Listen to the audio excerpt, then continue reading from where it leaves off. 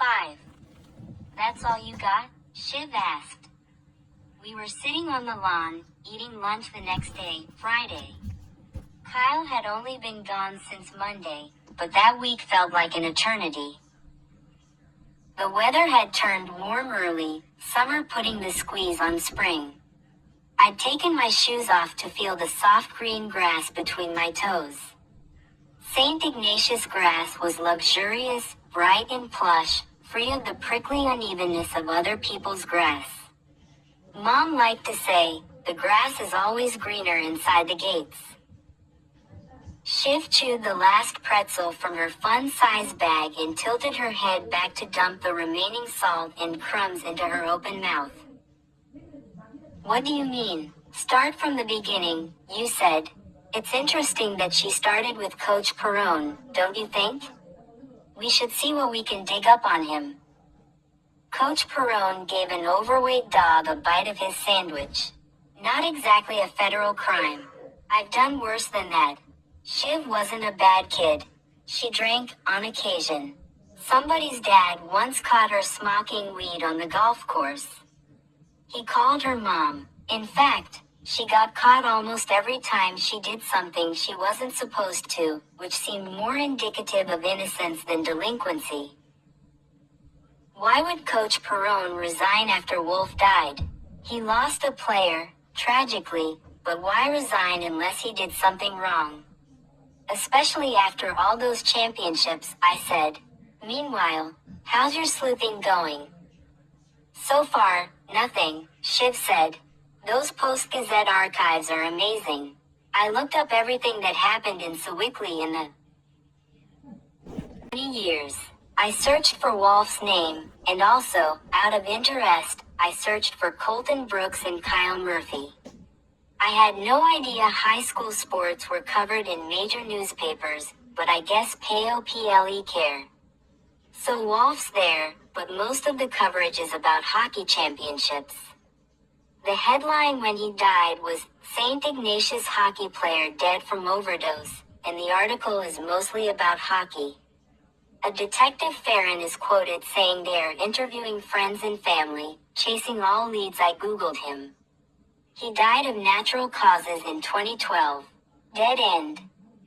According to Shiv, Colton Brooks received zero coverage. Apparently, if you are not a star athlete or a beautiful girl, nobody cares about you. Sorry. Kyle's death was different. Like Wolf, he was an extremely photogenic hockey player. But also, teen suicide had become a trending topic. According to the news, teens were in crisis. Parents were worried about suicide clusters, especially rich parents, who realized their money couldn't protect them when they read about those kids in Palo Alto who stepped in front of a Caltrain. Shiv was thorough. She expanded her search back through the 90s, to make sure no incidents were reported in Sewickley that might have foretold trouble, though she knew, of course, that bullying, and even abuse, would have likely gone unreported. She did find one article that quoted two Sewickley mothers, Nanette Van Buren, and get this, Monica Whiting. The article was about how local mothers were banding together to effect change on gun safety. Nanette Van Buren claimed her 13-year-old daughter had been shot by a neighbor in a non-fatal incident. Monica Whiting was quoted as saying, "When you live in a place like Sewickley, you don't think you have to worry about guns. You think, not in my neighborhood, not my kids, but guns in the hands of children do not discriminate." Maddie hadn't mentioned the Van Buren girl when we spoke, and any connection to Wolf's death in high school seemed beyond remote. But the story did crack our perception of what my mom had referred. Childhood. At the very least, a gun-related incident was worth looking into. I'll ask Vince Mahoney if he knew the Van Buren girl. I would have my first opportunity to talk to Vince later that evening. He had responded to my email and suggested we meet at Eden Park, which seemed like an odd choice for a grown man who was recently named one of Pittsburgh's most influential leaders in the Business Times, but maybe he was low-key cool. I agreed to meet him after track practice. Phase. Shiv was all about being present, or at least she wasn't, so she'd started turning off her phone during the school day. If she had been Catholic, she would have been really good at Lent. So it was notable that she was looking at her phone that day. I figured she was probably tracking down some detail pertinent to our investigation.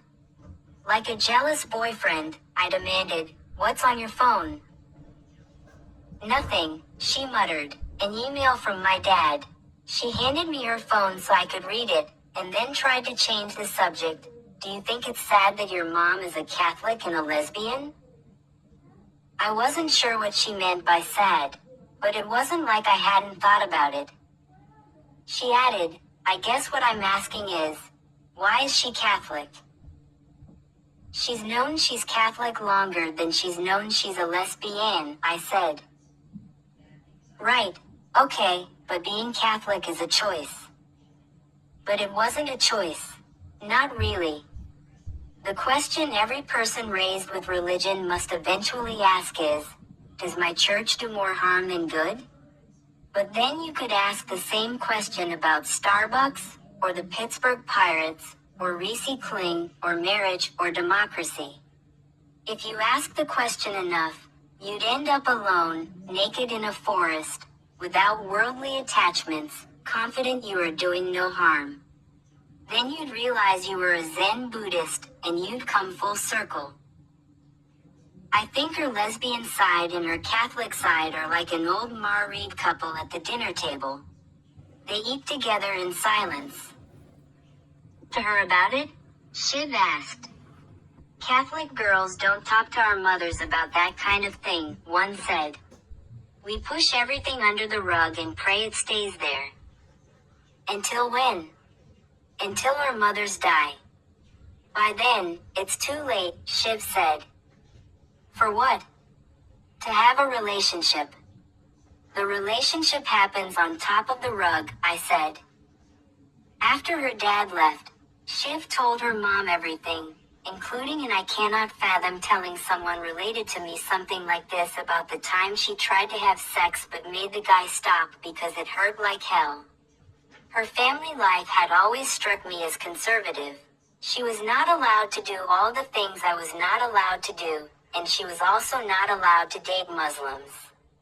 Her mom once had the lock on her bedroom door reversed, because every time Shiv was grounded, she snuck out.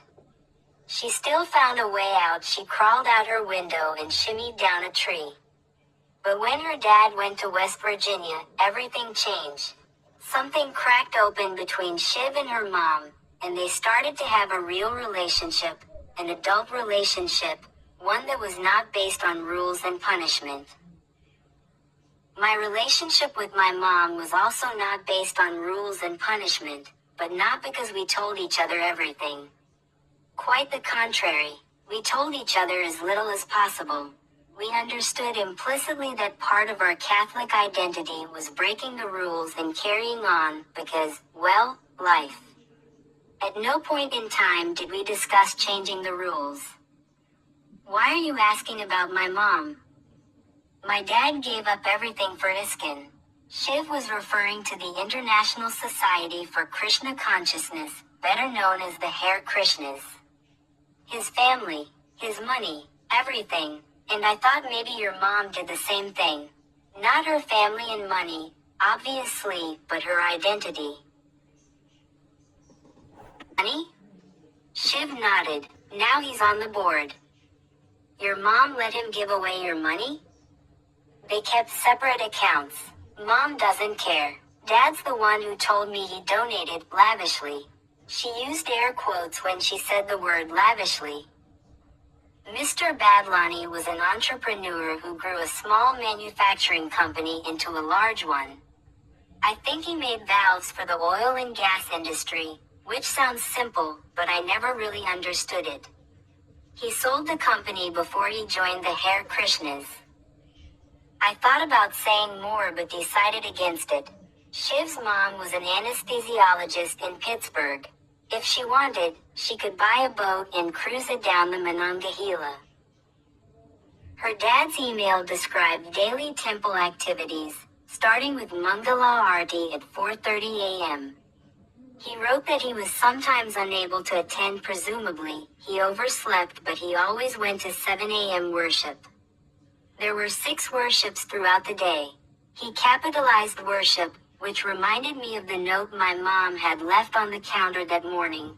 Gone to Mass, back to pick you up for school. Daily Mass was not part of her typical routine. I pictured her kneeling in the pew, praying for Kyle's soul. Or, more likely, Wolf's. He closed the email with "Lol Shayana." I asked Shiv what it meant. He writes "lol" all the time. He means lots of love. Ha ha. Shayana is a term of endearment. The temple is only like an hour and a half away, I said, as if she didn't already know. I thought the fact that her dad emailed her weekly meant he had not abandoned her, as she claimed he did, but later I understood you can abandon somebody without disappearing entirely. You can even abandon someone while living under the same roof. In high school, I lacked the imagination necessary for true empathy. I, too, had been abandoned, but I felt simultaneously less aggrieved, because the people who'd abandoned me didn't know me, and more so, because Shiv's dad had been there for the first 16 years of her life, and she had grandparents in India whom she'd actually met, and aunties and uncles, and a million other people who were always stopping by her house. Mom and I had each other but no one else. Just makes it worse, she said. He could come home whenever he wanted, but he hasn't been back to Sewickley since the day he left. You could visit him there. She crinkled her nose, lifting her upper lip. I could. He invited me, but it feels wrong, like a betrayal. Of your mom? I don't think she cares. I mean, maybe she does. But she's like, go, beta. Do what you want. Shiv mimicked her mother's accent and her mannerism, the way she waved her hand in the air when she spoke. So go, I said. I'm thinking about it, she said. The Hare Krishna commune was in rural West Virginia. It was as if Shiv's dad had stepped into a wardrobe and exited into another world. By the spring of our senior year, he'd been gone 2 years. He claimed he was ready to enter his 3rd stage of life, which meant he would begin detaching from family, according to Vedic tradition. Essentially, he took an early exit from Grihastha, the householder stage, which would have otherwise ended when Shiv and her sister were both educated and married. I guess you could say he'd modernized an ancient value system. Tweaking religion is risky, though. Best case, it gets a little watered down. Worst case, it's used to serve some nefarious purpose, imagined by people in power, motivated by self-interest. Shiv certainly wasn't getting married anytime soon. As early as high school, she had a plan. Straight out of college, she would focus on wealth creation. Money sooner was better than money later. Interest and all that. In her mid to late 20s, she would freeze her eggs. By 35, she would meet her life partner. At 38, she would semi-retire, and they would travel the world together. The trip would be first class, only the best hotels and restaurants, exclusive locales, a year, maybe 2. By 40, she'd pull those eggs out of the liquid nitrogen and make babies. You could roll your eyes and say, best laid plans, but I was reasonably confident she would execute them. Shiv was a mastermind. She viewed life as one big Sudoku puzzle. Complicated, sure, long, but the thing about Sudoku is you can solve it. You can win, and Shiv was a winner. She'd never admit it, but in this way, she was exactly like her father. They just had different puzzles. His ended with a commune in West Virginia. Or maybe it was just getting started. Who knew? Mr. Badlani wasn't a bad guy. The timing of his departure was simply convenient for him. He'd sold his business. Shiv's older sister, Anisha, had moved away for college, and Shiv seemed more independent than she really was. Maybe we all did. Don't judge me for not going to visit, she said. I've been busy. I thought you didn't believe in busyness, I said. Shiv thought no one was actually busy. People simply chose one thing over another. True, she said. I'm prioritizing our project. Next period started in 5 minutes. Shiv dropped her phone into her backpack and slung it over one shoulder. She said, maybe I should go see my dad. Maybe you're right, but you've been avoiding your family too. A true statement, depending on the definition of family. I didn't respond, and Shiv started walking away. Then she stopped and turned around, now walking backward in the direction of HQ. Not saying you should do anything different. My adoption had been confidential. Mom signed a non-disclosure agreement. My birth parents' identities were sealed in the vault of her uncompromisable integrity. However, there was a clause that stated, when I turned 16 I could initiate contact if I so chose. Until I was about 12, I was obsessed with figuring out who they were. I snooped all over the house, including in a locked box that my mom kept hidden in a crawl space. The combination was my birthday, but I found no relevant paperwork. Eventually, I gave up. By the time I turned 16, I employed the tactic my Sewickley neighbors used on the chronically unhoused, NIMBY zoning laws and lack of public transit. The zoning law in my head kept out everything I didn't think I needed. How else could I continue to stroll down Beaver Street and grab a Frappuccino without having a panic attack? It was no different from how the parents dealt with climate change and corporate malfeasance and public corruption, all manner of envy, mental and social ills. They talked about these things at book clubs and poker nights. On the sidelines of our games I know they did because Mom was always reporting what so and so said about this and that, and the bleeding hearts wrote emails to city council, and the ones who were really committed organized campaigns, so greater numbers of emails flooded the inboxes of our so-called representatives. Then everyone went about their lives. So, yes, Shiv was right. I could have known the identities of my birth parents, but I hadn't asked because I was terrified the informant Tion would ruin my life. I see now that the thing I feared most was that Mom and I would have to face the fact that our shared history went back only to the time of my birth. 17 years was but a blink in the grand scheme, and what if a blink wasn't enough? What if, in my birth mother, I recognized something deeper, something generational, something that because it had no beginning would also have no end? I arrived at Eden Park that evening wearing St. Ignatius warm-ups over my track shorts. Vince was already there, waiting for me in the corner booth. I recognized him from his headshot on the produce website. When we made eye contact, he waved like he already knew me. I'd planned to eat at home later, but Vince insisted I order something, and I didn't want to appear ungrateful. When the waitress came by, I asked for a vanilla milkshake. As soon as it arrived, I regretted it.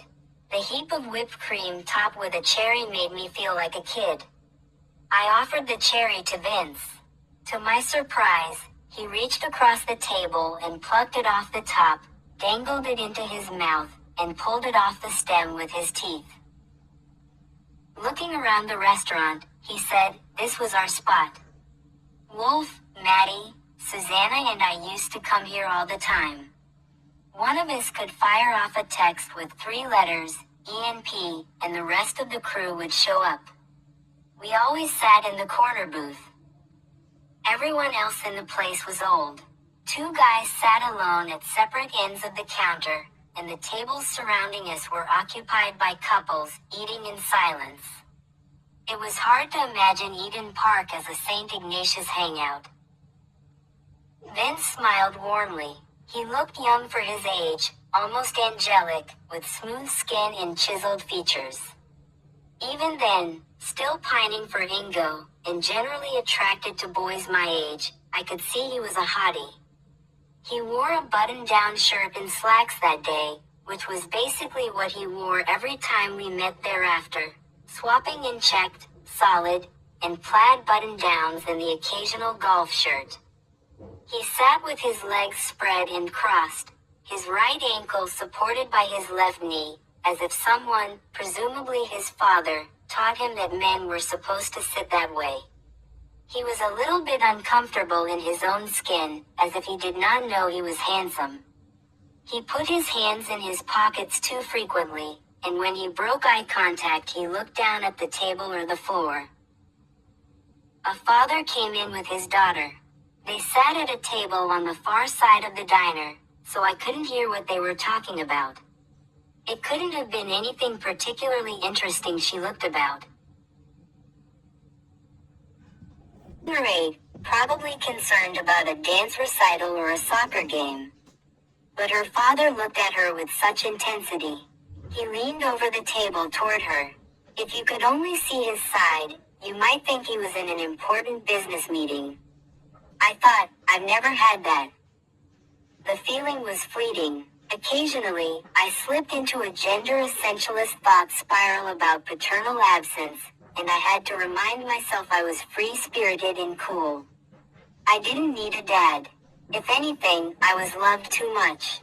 I sometimes wished Mom had another outlet for her affection. Watching the dad and his little girl was simply cute. My attention quickly returned to Vince. Under different circumstances, I might have developed an unrequited crush. But my feelings toward him were more or less defined by a single slip of his tongue.